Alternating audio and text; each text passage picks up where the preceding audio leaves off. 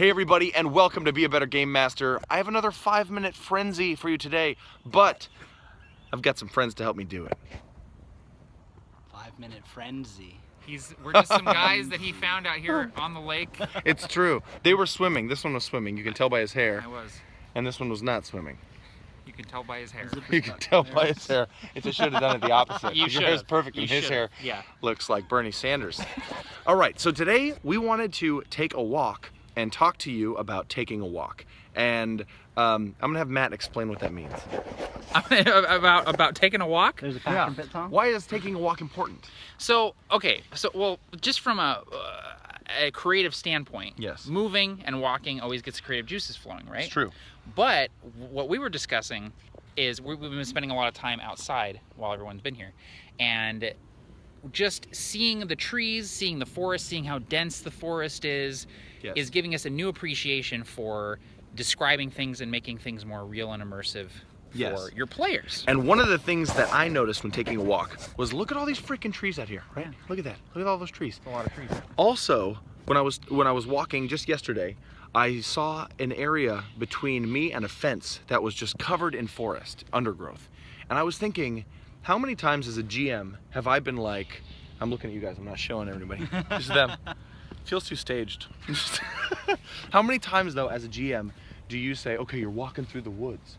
Because in reality, walking through the hoods, You can't just walk. You can't just walking through the hood. Through the hood and the woods, both are fucking hard. You can't just walk through the woods. You can't. You're can't kind of trudging and it would take like an hour to get 30 feet. Yes. Right? So how do you put that in your game? So I think something that's important is realizing that, describing that to your players when they're walking through, instead of saying, so while you're walking through the forest, you could say something like, so while you're, cutting your way Trudging through through the forest. Yeah, exactly.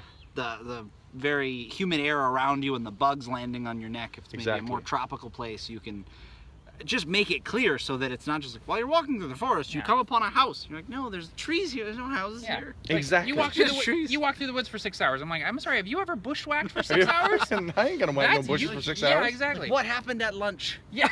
What happened at lunch? Did you guys eat trail mix or what?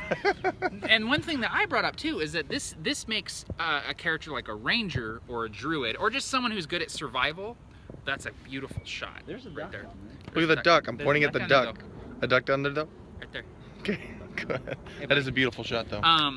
It makes a character like a ranger or a druid or just someone who's good at survival way more important because you can do things like find a deer trail. Like, this is where animals run. Like, we can use this, and this is way more convenient. It's way quicker. That was something that you said to me last night at the 4th of July party we were just at. We said, you mentioned that, rangers and finding deer trails. And it occurred to me that there are natural trails. It doesn't have to be either really, really freaking difficult or a cobblestone path.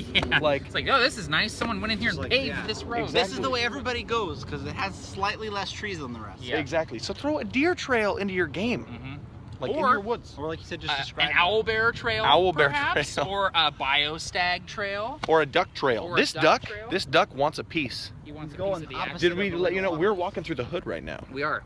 We're in the hood. The hood woods, the wooden hoods. The hood woods. What?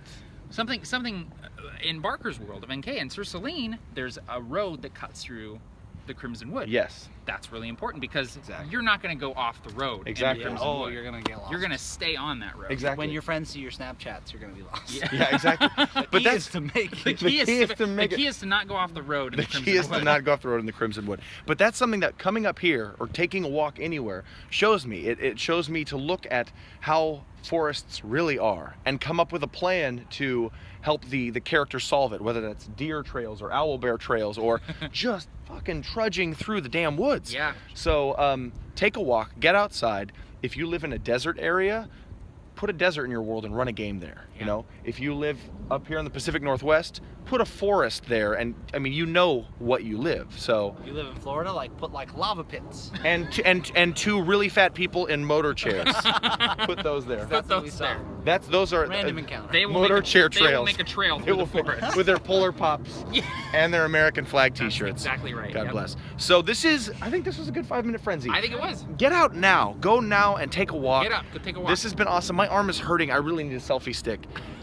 Oh, I said that. Okay, thank you everybody for tuning in to Be a Better Game Master, featuring Matt from A Fistful of Dice and James from Tabletop Terrors. All of us are from Absolute Tabletop, and Godspeed. See you later.